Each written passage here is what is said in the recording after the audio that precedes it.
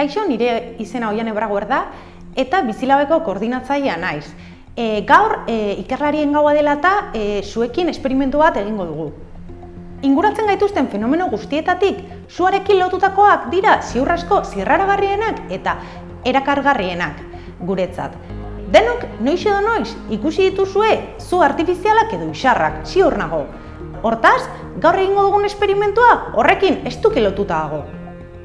Gaurko esperimentua egiteko material hauek beharko dituzue. Alde batetik, alkohola 86 gradukoa. Bestetik, azido borikoa. Hau, edozein farmazietan aurki dezakezue. Horrez gain, behar dugu kobrezko haria. Baita ere, beharko dugu azetona. Eta gatz arrunta. Hasiko gara esperimentuarekin.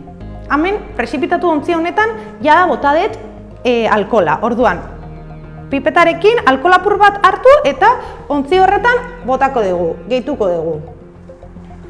Hurrengo ontzian, bigarren ontzian, alkohol apurtxu bat botako dugu, baita ere.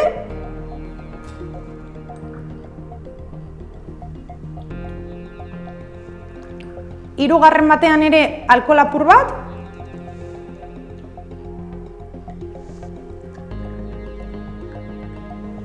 Eta laugarrenean ere alkohola botako dugu.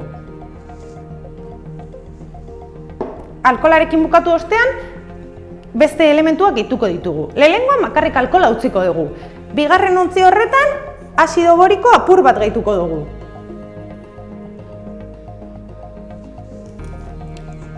Hirugarrenean, alkohola zuen ontzi horretan, metalesko haria ere gehituko dugu. Eta laugarren ontzian, alkohola bota dugun ontzi horretan, azido borikoa, gehi, kobrezko haria gehituko dugu.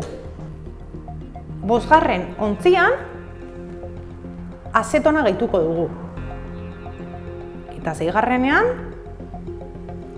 azetonaz gain, gatz arrunta, sukaldeko gatza gehituko dugu.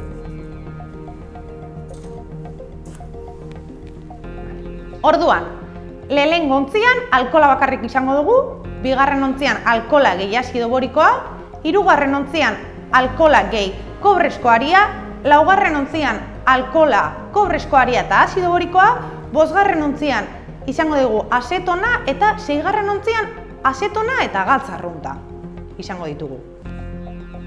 Orain, ontziei sua emango diet.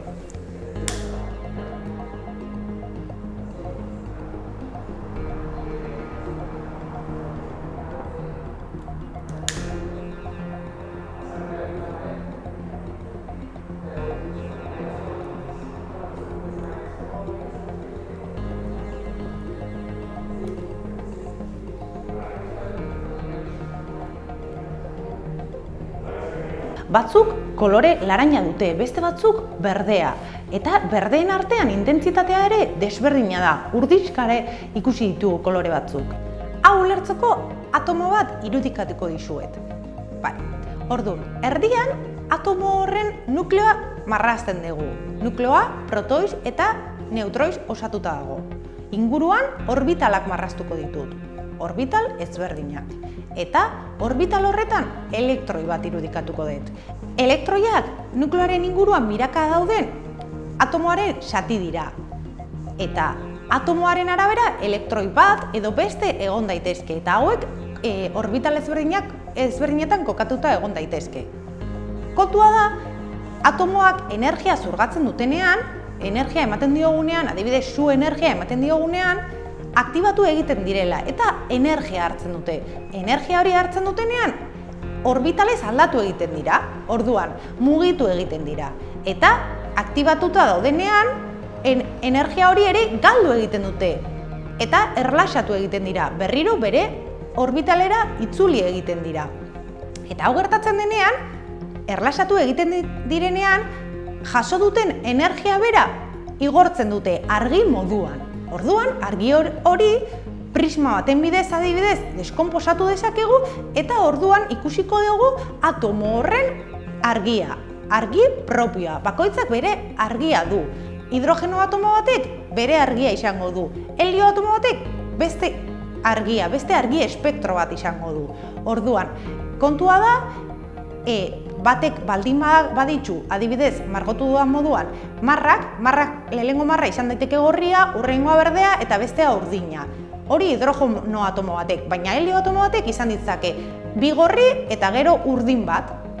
Eta modu horretan, ikerlariek badakite argiak izarrak igortzen duten argi hori deskonposatuz, ikus dezakete argi hori osatzen duten elementuak edo konposatu kimikoak zeintzuk dira.